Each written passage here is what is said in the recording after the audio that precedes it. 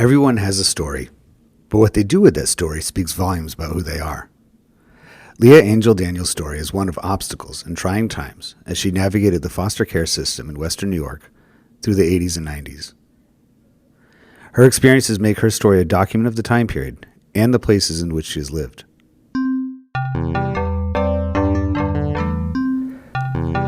Leah is the author of I Shall Not Be Moved, My Extraordinary Journey from Trauma to Triumph, a book she has written so that her story can be a haven to those who have or are currently dealing with traumatic experiences.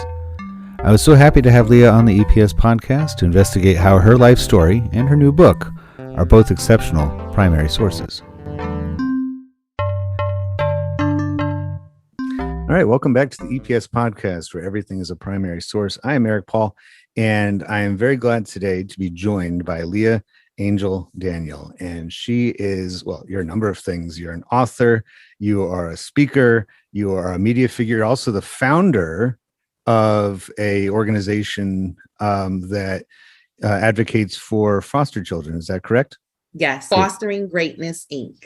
All right. And it's out of Buffalo. On a personal interest, Leah and I actually attended school together. That's how we were on the same resident assistant staff at Oswego State University in central New York. And so we do have a connection. This was not one of those random, on a podcast, I need a guest kind of things. I've been following your everything from back, it seems like, when did you start doing the public speaking and coaching tours?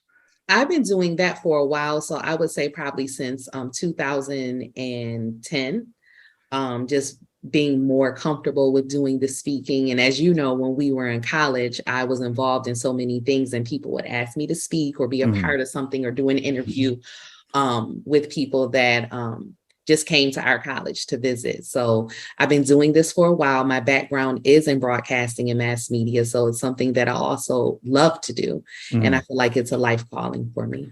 Do you feel like the time period in which you entered into that world, things have gotten, I know we were just saying before you hit record, it's gotten a little bit harder in some ways because we have so much access to information. You're always, this person texted that person, messaged, but as far as being able to be noticed, get those connections, go make a talk, because you just went down to New Orleans a couple of weeks ago, right? Yes, I was in New Orleans for the Essence Fest. There's a book that we're going to talk about later on, but my publishing company actually had an authoress for women brunch where they honored us, and we were able to reveal our book cover. So that was really good exposure for us down there during that time. And so the book is I Shall Not Be Moved. Yes, my extraordinary journey from trauma to triumph. That's incredible. And so when you talk about the book cover, and it's a really pretty cover, I've talked to other authors before, and they mentioned a lot of times things like illustrations and book covers, they don't really have a lot of involvement with. They don't even have much input in it. Did you have much input in this one, or yes, did the artist just come up with it and say, what do you think? No, I actually had a lot of input and for everything with my book. I actually do editing on the side. So a lot of publishing companies I do work with, but this particular publishing company called 13th and Joan is specifically for people of color, especially Black women, because a lot of times we don't get to do marketing that's needed in order for our publications and books and things of that sort. We don't get the due diligence that we need. So this particular publishing company focuses on that. So they asked me if I wanted to have my face on the cover and all of these different things. And I said, no, I want to have a lotus flower on the front. And these are my specific colors. And the reason why I chose the lotus flower is just based on this particular flower. It's beautiful when it grows. But if you think about where it is, sometimes is, an uncommon environment. And so that's how I look at myself, like growing into this beautiful being in person and just flourishing. Yeah. And despite the situations or things that I grew up around, I was still able to be my best. So in other words, the publishing company really listens to its authors, Oh, and absolutely. everything is kept, seems a little bit tight in house. It's not, Yes.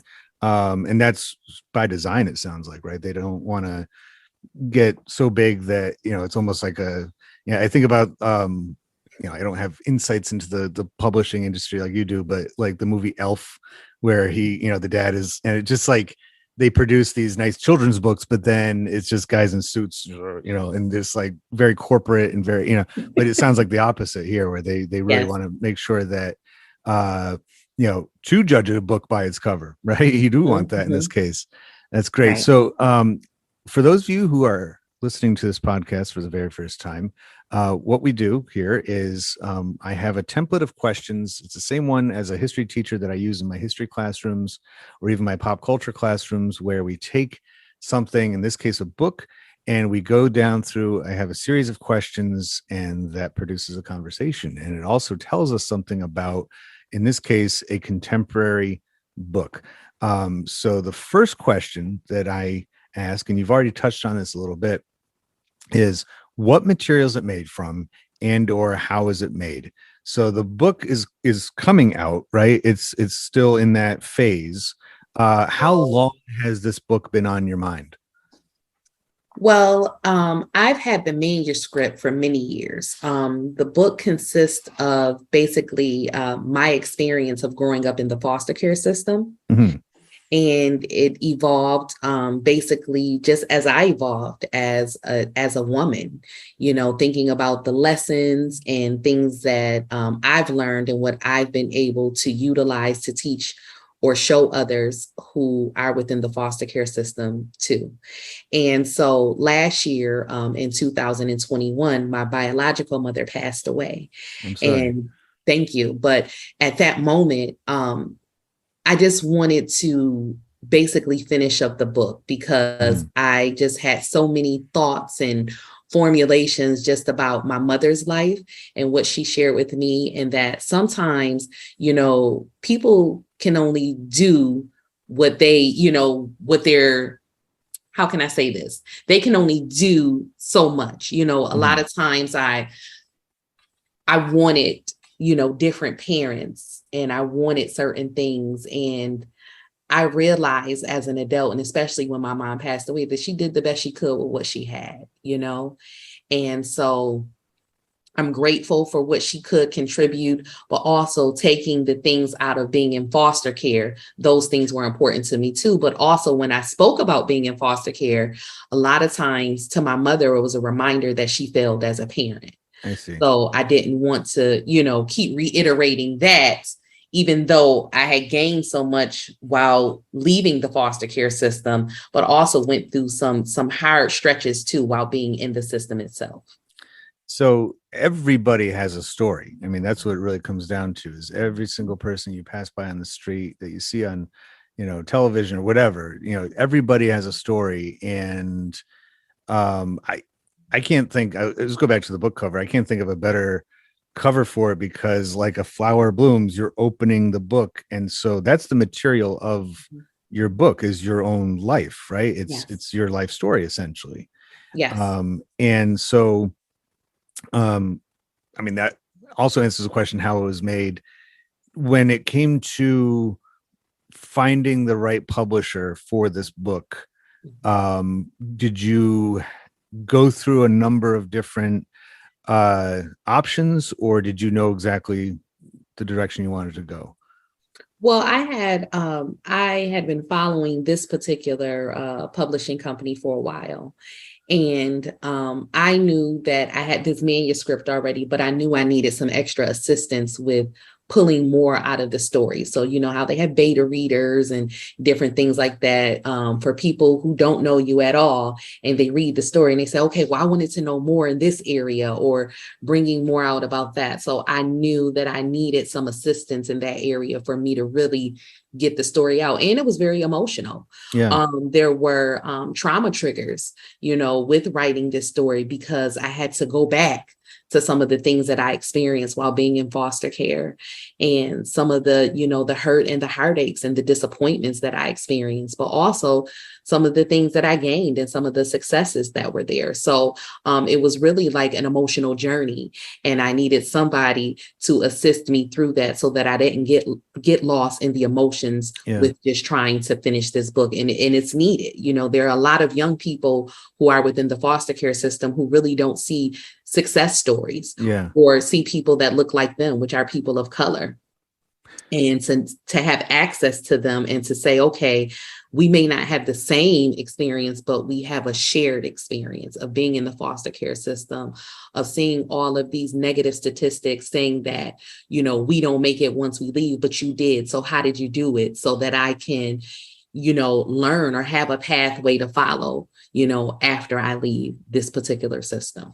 I was going to ask about that. I mean, when it comes to an editor or a reader looking at your manuscript, was it hard sometimes when they asked you to provide more? Like you didn't intentionally want to, but you're saying it was a very emotional thing. It was maybe something that, did you appreciate it afterwards though, that they wanted to hear more of some of the triggering type feelings? Yes, as a writer, I appreciated the process, but as a human being, a lot of those things, again, they were trauma triggers, because sometimes I'll be like, man, that's just messed up what I went through. Like, that is just so wrong.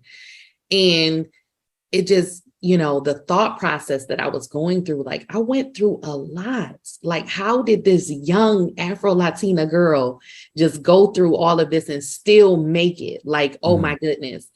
And just looking back and just seeing what I had to go through, it was a lot. It was a lot. What do you attribute that to? Would you say that it was, because in the midst of it, did you ever feel hopeless? Did you ever feel this is too much for a kid my age? What do you think got you through it? Truly, Eric, I just think sometimes it was the grace of God. I am a spiritual person, because there's sometimes when I think about like situations that I was going through and I felt like I was walking through the twilight zone, and I'm like, what was pushing me? What was pushing me forward? And then I would have to say, my support system of friends, in college, all of you guys were very supportive, and many of you may not have known the specific things that I was going through, but just the guidance and always reinforcing my strengths, that was very helpful for me, because a lot of times I was reminded while being in the foster care system of what I wasn't doing right, and reminded of what type of family I came from, or to be ashamed of those things, or, all of these different negative things where you think of this particular system that's supposed to set you up for success, that people would treat you different, but they didn't. So I had to really figure out what was my path going to be? Who was I going to surround myself with that was going to help me to become my best? And that's what I did. One of the things that I think about frequently is, especially I'd say in the last 40 or 50 years, is the changing definition of family. I think it's so much more possible. There's a lot of bad things that come with social media and the internet, but there's a lot of good things too, that you can surround yourself with the people, like you said, of your choice. And just because it's not people filling the exact family tree spots, it doesn't mean that they don't have family type connections. And so it's a story that seems to show up a lot of times in media, sometimes under the radar. Even think of like a program in the 1980s and early 90s, the Golden Girls, which shows a different kind of family. Only two of the people in that household are related, and mother and daughter, and then the other two are friends, but they act like a family. And so it's something that benefits us in some ways, that we're able to treat each other like family. Somebody in your situation growing up got to see that in a couple of different ways, right? Because you were either placed into a different household, and then you still kept contact with your biological mother as you went through the system. So you had almost multiple families, it seemed, growing up. Is that an accurate statement? Yes. Yep. So the next, and we know who made it. You made it, so I don't need to talk about that. But what was the maker's? What was or is in this case the maker's status or role in society? There are a great many things.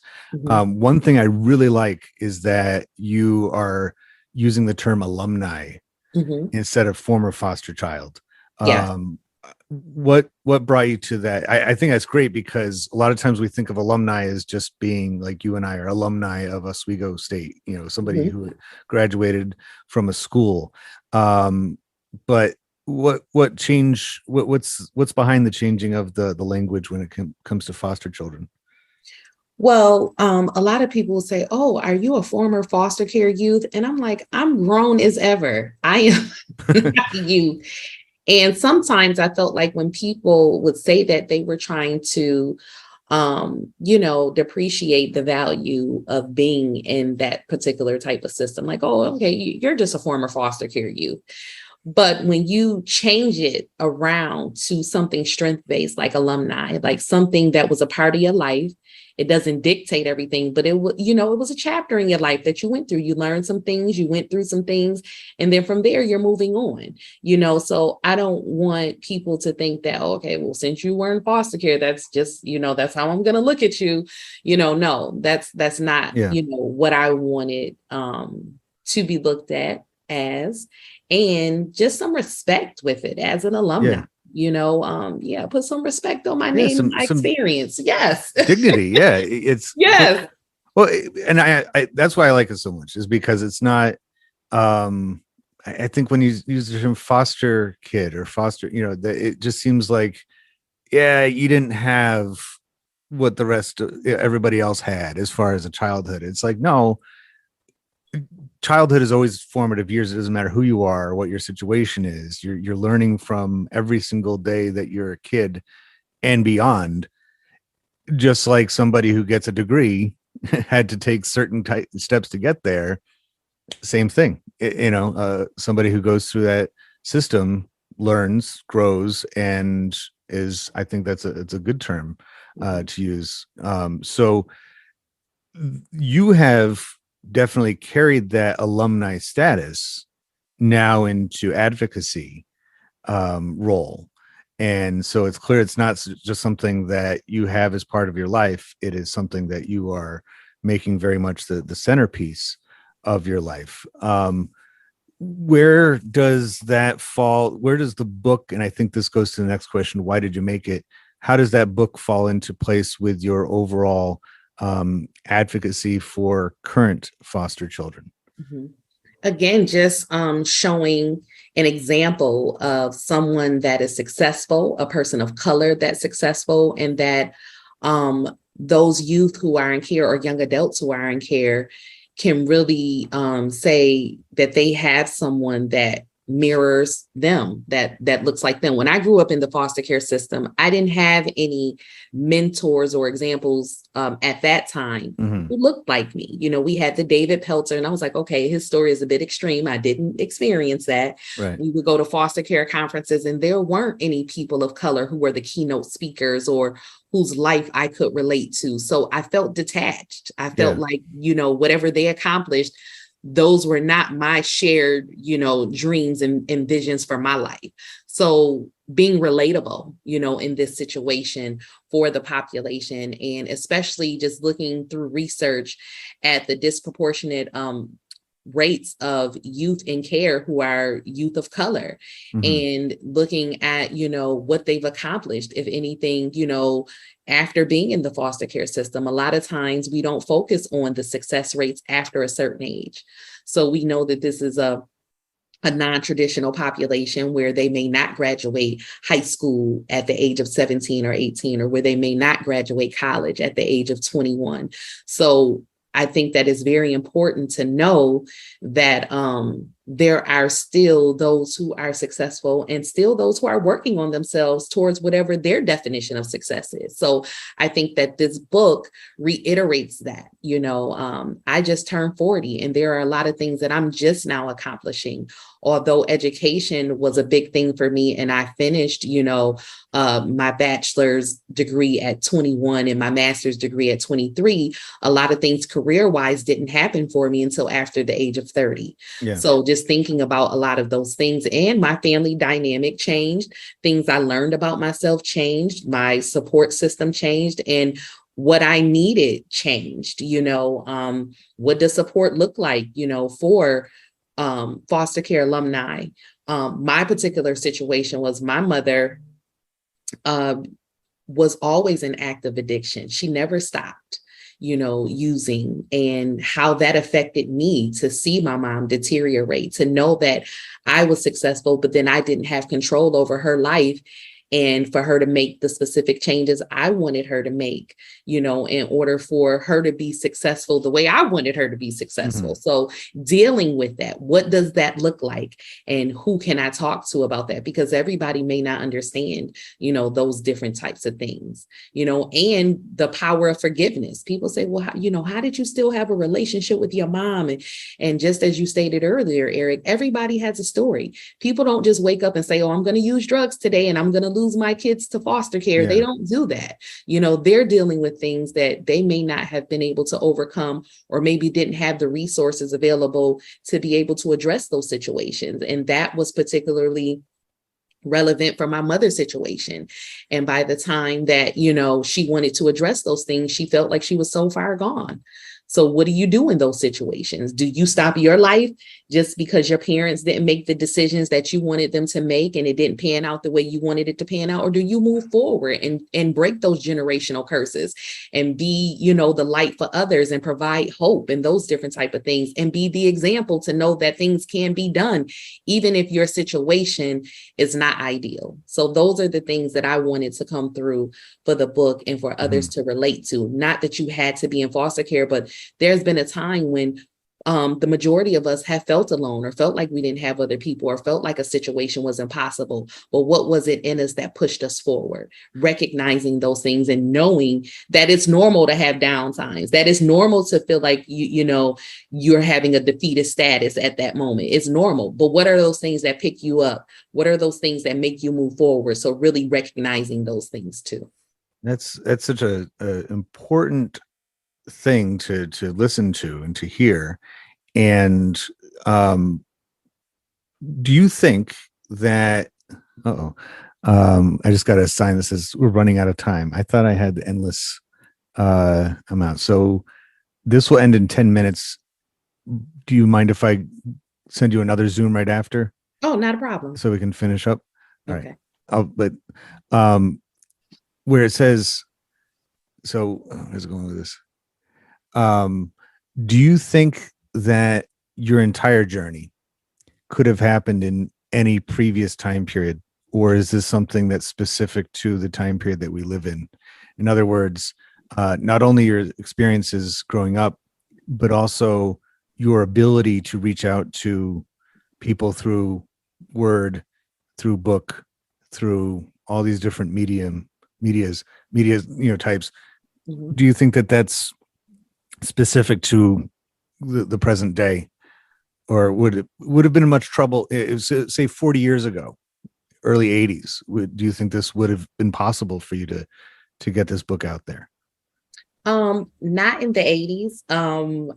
I don't think that people were well aware of the foster care system the way we are now, and we have more freedom. So being able to utilize the media resources that we have and the outlets that we're able to get the message out. And I think, people are more comfortable now with sharing, as before it was like taboo. Nobody wanted to share if they were in foster care. And I was one of those people. I was embarrassed of, as a youngster about my situation because of the questions that people asked me.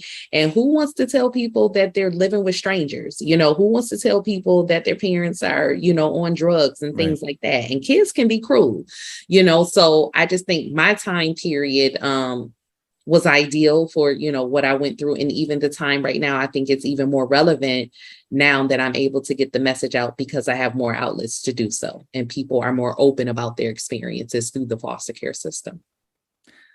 I think the last question I can ask before we have to, reset everything is where was it made and what locations are associated with it? So you are a native to Buffalo, New York. Mm-hmm. And I've visited Buffalo a few times, but do you think that your story is geographical? Is it specific to a place like Western New York? And I get teased by my students often because I'm obsessed with the Erie Canal. It's a marvel. I mean, it's amazing that they were able to make that, and the Erie Canal essentially created places like Syracuse but all those upstate New York cities Mm-hmm. are results of the canal being built. Connecting the Atlantic Ocean out to the middle of the country, and Buffalo grew in size and importance as a city because of that. I don't know if you knew this or not, but Oswego and Buffalo used to be about the same size. They matched each other as far as the size and importance to trade. But it was when they knocked down the toll on the Erie Canal, which made it much more affordable to go all the way to Buffalo. That's when Oswego kind of plateaued and stopped growing altogether. And so Buffalo is, for Western New York, it's a big city. I mean, it's not a little place. Do you think that Buffalo factors into your story? Anything about the economy there, or the socioeconomic statuses there? Yes, I think the origin of my story is very important because Buffalo, as you know, we were an industrial city. We're the Queen City. And a lot of people migrated here from down south to work at Bethlehem Steel and all those different type of things. And when the industrial industry basically deflated, a lot of people were without, jobs and things like that. And so what happens? Poverty stricken, a lot of things within the housing area, redlining, and all of these things, affected people of color, especially African Americans. And so the poverty level went up. And if you know anything about foster care in general, that's what is the major contribution to youth being in foster care due to poverty, abandonment, abuse, all of those different types of things. And Buffalo is one of the third most racist cities here in the US, to know that. So again, when we think about poverty levels, we think about people of color, and then we think about these systems that have been set into place that are supposed to assist with these different things. So I think my story as being, like I said, an Afro-Latina woman and thinking about poverty in connection to that is major. Because a lot of people of color at that time in the 80s and 90s, that's when the crack epidemic came within the cities and depleted a lot of the neighborhoods, and jobs were not available. So the contribution to the socioeconomics of certain neighborhoods here in the city and different things that happen with the youth, now you see the results of it today. I feel like I always should reformat my question template to put the geography question. I'm a big proponent, I guess, for lack of a better word, of saying geography, where you live, your specific place, informs almost every other part of your life. Everything from the climate, the weather in places like Buffalo by comparison to other areas. And like you said, what it was eventually, what the basis for its economy. And when those things, when the factors of production, the economy and the labor force is without work, and then, things can fall very quickly from there. And, people get into desperate situations and then they don't have options in that way. It should be noted that references to foster care are nowhere to be found on the cover of Leah's book, including the title. Therefore, it is not just a guide for others who have been through that system at one time or another. It is meant to inspire people now and in the future who find themselves with obstacles and struggles. This says quite a bit about our contemporary culture, as you will hear as our conversation continues.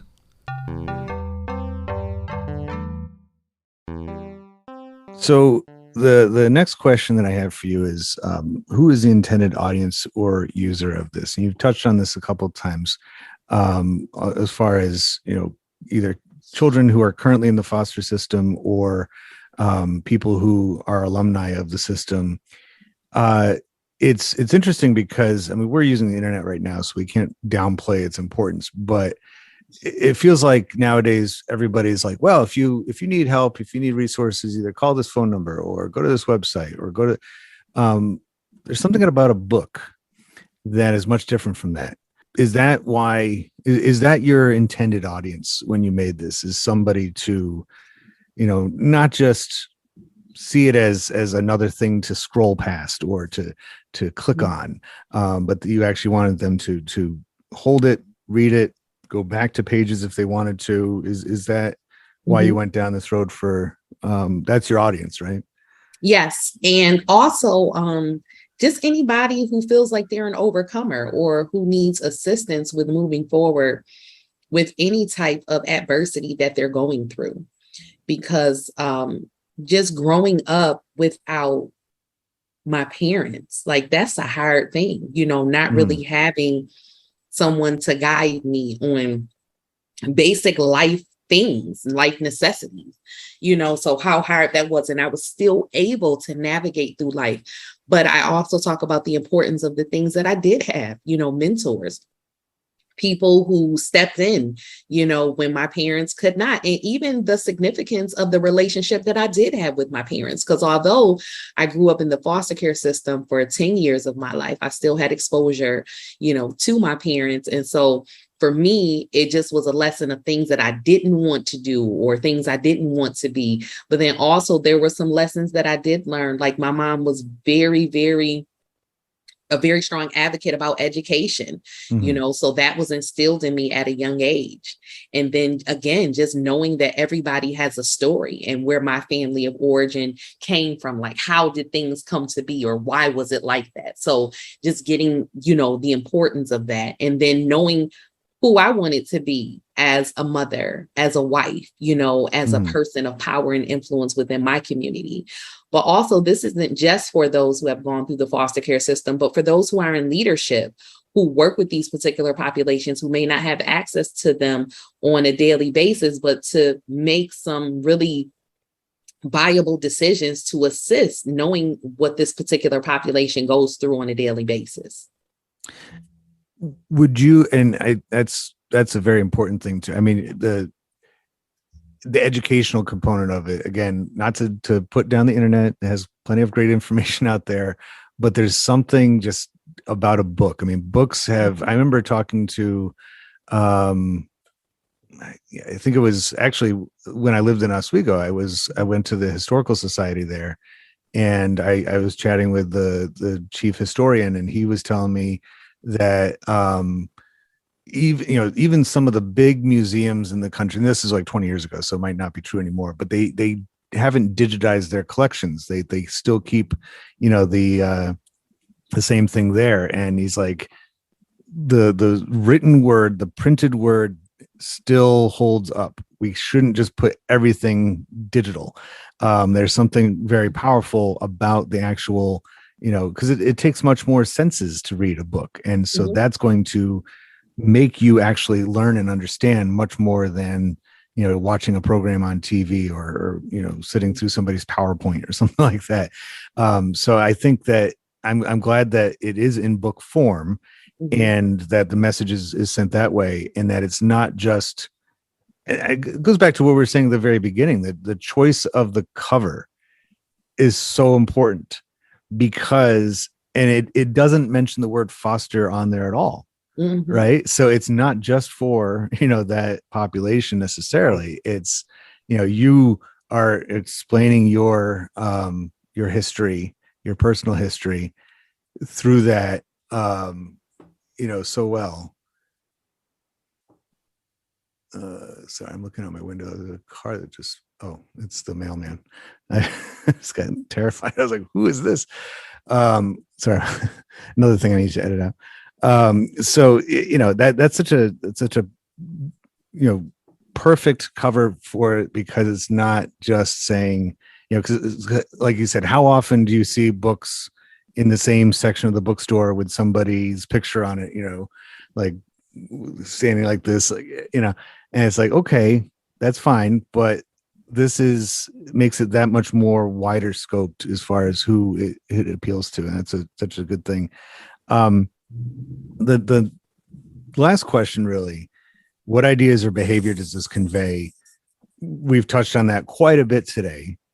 But do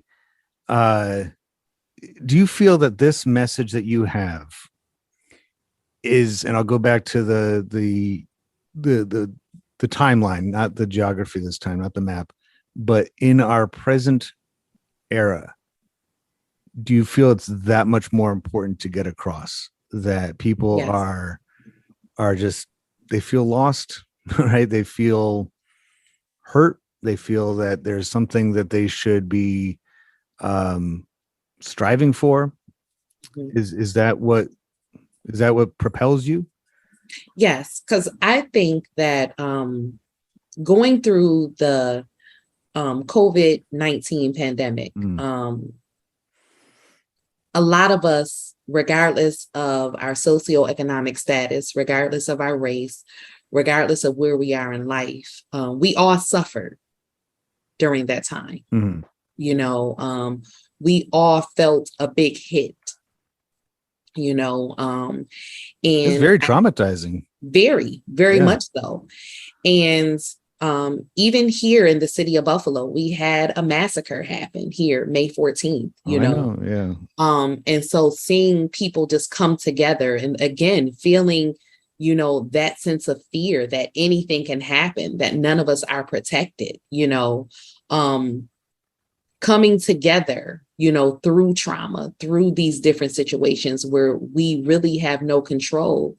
How many times have any of us felt like that? How many times have we just seen life happen and felt like there was nothing we could do about it? And so I believe that connecting through those things, but then also connecting through our strengths, I'm going to go biblical on you for 1 second, but in the Bible, it says, Jesus says, where two or more are gathered in my name, then, these phenomenal or great things will happen. And that's what I believe.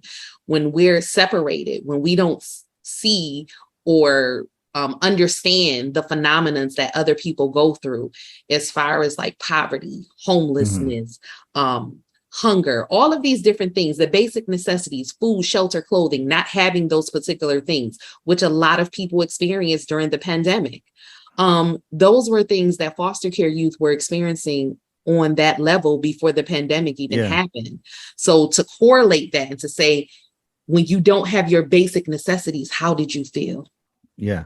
You understand? Yeah. When the massacre happened, and being in this predominantly African-American neighborhood where this person who came from a whole nother city, a whole different came world, in and violated this neighborhood where it was the elderly who were targeted, and African-Americans. How many times have people felt in fear of their lives? That something may happen. Foster care youth feel this a lot of times. A lot of times if they run away and people don't look for them and they're in human sex trafficking, pools and different things like that, or, they get involved with gangs and things like that because they want to feel a part of a family and feel protected, or things are happening within their foster home and nobody comes to do anything, so making those correlations that you don't particularly have to have some type of connection to the foster care system, but what about the feelings that these youth who are in care or young adults who are in care feel? Have you ever felt that before? And doing a lot of self-reflection. So I think that if we break down those barriers and we just think about a time when we felt those certain ways, then a lot of empathy begins to bring itself forth in compassion, and people really begin to have a soft spot in the sense where they say, what can I do to assist? Yeah. If I volunteer, if I become a mentor, if I'm able to donate, like knowing that we all have a responsibility, because these are the young people that we're leaving this world to, because we're not always going to be here, you know? So making sure that we just do our part. So I just think, again, relating to the sense that those feelings. Or I even had a person say to me one time, he was like, youth age out of foster care between the ages of 18 and 21. He was like, I didn't know anything about life then, but they're expected to be these adults and to make these life decisions. And I wouldn't have been able to do that. That's what he said. He said, I would not have been able to do that. And he said, I was still living with my parents. I didn't have life figured out.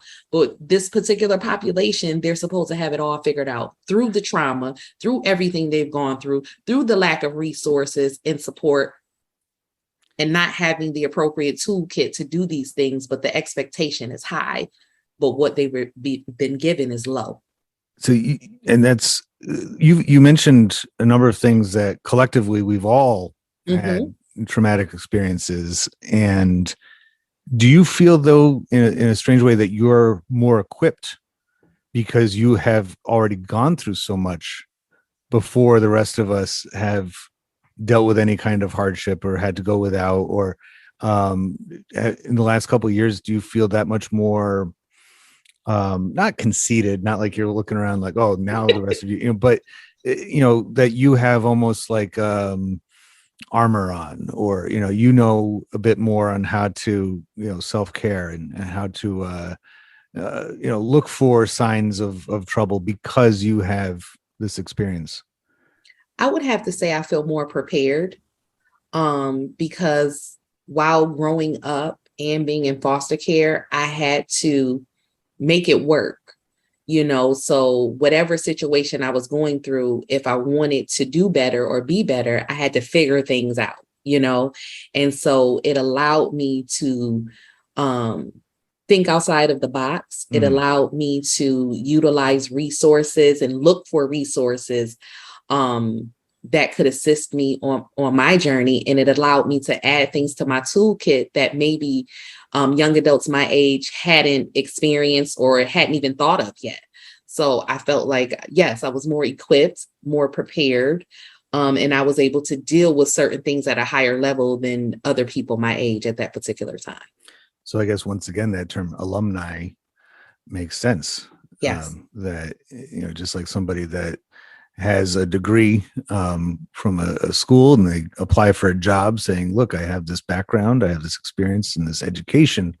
Likewise, you can deal with traumatic experiences a bit better, or at least differently than, and, speaking before about the travesty back in May, it's almost like you're proving that there's more than one path for people who feel disconnected and isolated and angry, that it's, if that's not addressed properly, terrible things happen. But if things like your words, your book, your speaking, all of those things, that's proof that it doesn't have to be that way, that there's so much more that you given some of your experiences, it's very conceivable that you could have gone down a very dark path. Exactly. But it seems that you have just, I don't know if it's your personality or just your natural, but that optimism and that hope and that, I think the title is just perfect. I shall not be moved, you will. And if you don't mind, just for, to just a side note, I mean, where did the title come from? Did that right away, did that click? Like, that's going to be the title of my book? Or was it something that kind of came at the end of the process? There was a song that I used to like, still like it to this day, but it was an old hymnal from church. And it said, I shall not, I shall not be moved, just like a tree that's planted by the water. I shall not be moved. And so when I think of that title, I think of strength, that even though I went through hell, high storms, tornadoes, everything, trials, tribulations, that my roots were strong and my tree was still standing and I shall not be moved. So just really pressing forward and doing what needs to be done. And so it's just a book about strength and being an overcomer, but really being honest about those times when I didn't see myself moving forward, or I had those moments of weakness, or those moments when I just felt all alone. So just reiterating that, and that you can do it if you believe that you can do it, you know? And it may not be the the outline that you particularly put together, or or your thought about how you should get there, but you got there, you know? And so that's what I just wanted to reiterate. And Maya Angelou also has a book titled I Shall Not Be Moved. And so I just really think that that title is just very strong, and it speaks to the content that I've written about within the book and my life story so far. I'm so glad that you, I'm not glad, I'll have to reword that. I like how much you use metaphors and symbology from nature. And that's something that from a historian standpoint is, and you mentioned before about history, your own personal history, your family history, or you're just, you know, history in general of the region, all that. It's a tree is a perfect explanation of why you should be aware of that history, you know, whether it be your own or, you know, just in general, because we here in the present, and I'm borrowing from a book called Timeline by Michael Crichton, but we here in the present, we are leaves at the end of a tree, right? And people who don't know history in any form just kind of ignore it and say, you know, whatever, that's for people that like, you know, old stuff. They are like leaves that don't know they're part of a tree. And a tree doesn't just have leaves and branches and a trunk. It also has those roots, right? And those roots are nourished by, you know, a number of different things. So whether it is in a large scale, like an entire country or continent, or even the whole globe, or an individual situation, everybody is a tree in a way, right? We are all part of a tree. We have our own, hence the term family tree, like I was mentioning before. Those are the roots, right? And so I think that's such a fitting and appropriate way of putting it all this. And that's what I love about analyzing, right? Because, you know, anybody could just be like, yeah, this book, you know, it has a nice cover. But I mean, the book cover, the title, it says so much even before you open up the cover and start reading. So I can't thank you enough for joining the podcast. This is what Oswego Great Lakers do for each other, right? Thank you for having me, Eric. I appreciate it. This is so much. So what's the next step for the book? Are you doing any more tours to promote it, or is this where are we going next? Yeah, so actually, if anyone wants to pre-order, you can pre-order at www.leahangeldaniel.com. That's my full name. Okay. And you will gain an autographed copy and a gift for my token of appreciation. And you'll have the book before the public actually has it. And then we have our national publishing date within October, where we'll be on Amazon, Barnes and Nobles, and Books A Million online. I am also going to be on an author showcase for the Congressional Black Caucus, which will be held in Washington, D.C., which is a big deal. That's great. September 28th to September 30th. So I'm really excited, and I'm just looking forward to any other opportunities that are available just once the book launches. And I just hope that this book will be a blessing to many. Well, I can't thank you enough for sharing your story and information about the book on my humble little podcast. But I think it's just perfect because, everything is a primary source. People are primary sources. And in this case, now we have several to deal with, including a book. The book's title, once again, is I Shall Not Be Moved. The author is Leah Angel Daniel. And I thank you so much for your time. And I wish you all the best with everything that you have, which is a lot. You got a lot going on, but it all has such great promise for the foreseeable future, I think. Yes. Thank you, Eric. I appreciate it. All right. And for everybody else, make sure you tune in next time to the EPS podcast where everything's a primary source. In the meantime, you can look us up. I'm mainly on Instagram. That's the big one. But also there's a Facebook community, a YouTube page, all those social media outlets that you would find your podcast information on. And we'll talk to you next time.